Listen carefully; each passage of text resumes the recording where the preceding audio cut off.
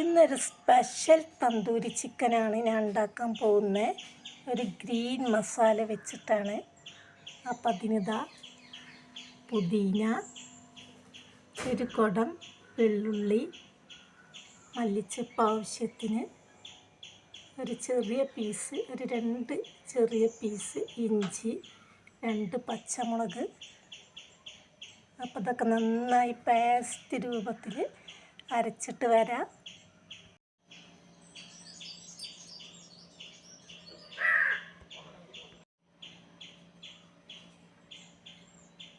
ചിക്കനെല്ലാം ഈ ഒരു രീതിയിലാണ് കട്ട് ചെയ്തിരിക്കുന്നത്.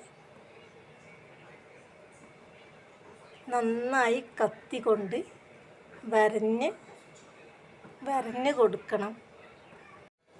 ഇനി ഇതാ ഒരു വലിയ 2 ടീസ്പൂണ് തൈര്,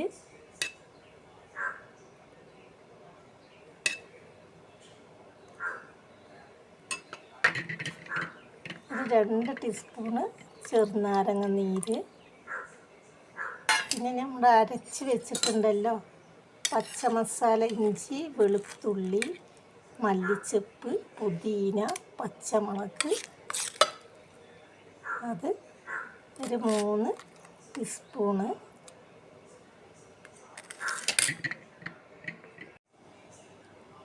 എരിവിന് ആവശ്യത്തിന് മുളക് പൊടി 2 ടീസ്പൂണ്. നിങ്ങൾക്ക് വേണമെങ്കിൽ കാശ്മീരി ചില്ലി പൗഡർ ഇടാവുന്നതാണ്. എൻ്റെ അടുത്ത് കാശ്മീരി മുളക് പൗഡർ ഇല്ല, അത് കാരണം സാദാ മുളക് പൊടിയാണ് ഇട്ടിട്ടുള്ളത്. എരിവിനനുസരിച്ച് ഇട്ട് കൊടുക്കുക. 2 ടീസ്പൂൺ മല്ലി പൗഡർ, ആവശ്യത്തിന് ഉപ്പും ചേർത്ത് നന്നായി കൈവച്ച് മിക്സാക്കുക.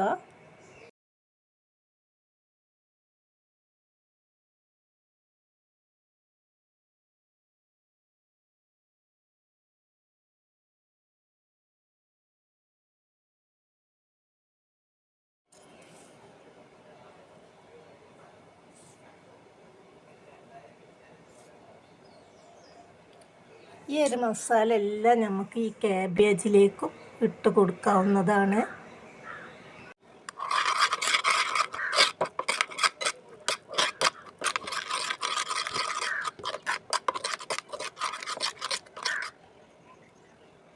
ഞാനിതിലേക്ക് മഞ്ഞൾപ്പൊടി ചേർക്കണില്ല. നമുക്ക് കട്ട് ചെയ്ത ചിക്കൻ പീസുകൾ ഇതിലേക്ക് ഇട്ട് കൊടുത്ത് കൈവച്ച് നന്നായി തേച്ച് പിടിപ്പിച്ചൊരു 3 മണിക്കൂർ റെസ്റ്റ് ചെയ്യാൻ വെക്കുക.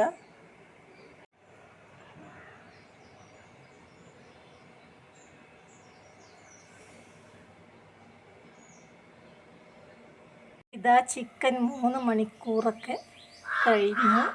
ഇനി നമുക്ക് ഇത് ഫ്രൈ ചെയ്തെടുക്കാം.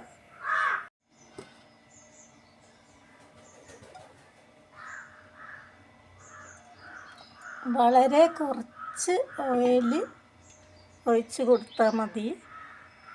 വളരെ കുറച്ച് ഓയിൽ ഒഴിച്ച് കൊടുത്തിട്ടുണ്ട്. ഇനി ഓരോ ചിക്കൻ പീസ് ഇതിലേക്ക് ഇട്ട് കൊടുക്കാം.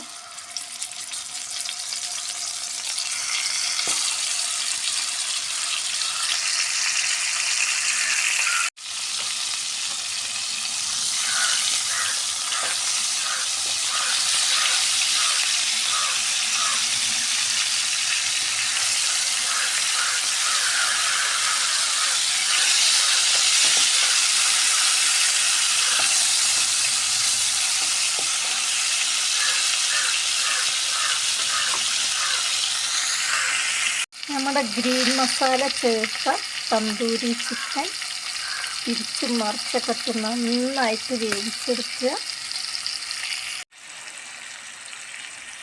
കുഴപ്പമൊന്നുമില്ലാത്ത നല്ല രുചിയുള്ളൊരു മസാല തന്നെയാണ് കേട്ടോ. തീർച്ചയായിട്ടും എല്ലാവരും ഒന്ന് ട്രൈ ചെയ്ത് നോക്കുക. എല്ലാവർക്കും ഇഷ്ടപ്പെടും.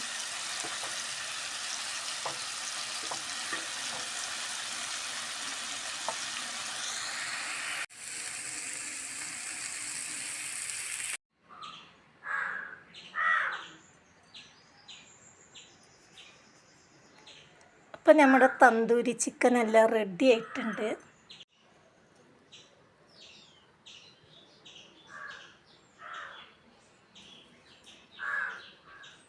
അപ്പം ഇതൊക്കെ ആയിരുന്നു ഇന്നത്തെ സ്പെഷ്യൽ. കുഞ്ഞൻ കേബേജ് പൊരിച്ചത്, ഒരു കയ്പ്പ് രസമാണ് കേട്ടോ, എന്നാലും നല്ല ടേസ്റ്റ് ഉണ്ട്. നമ്മുടെ തന്തൂരി ചിക്കന് നല്ല രുചിയുണ്ട് കേട്ടോ, നല്ല രുചിയുള്ള മസാലയാണ്.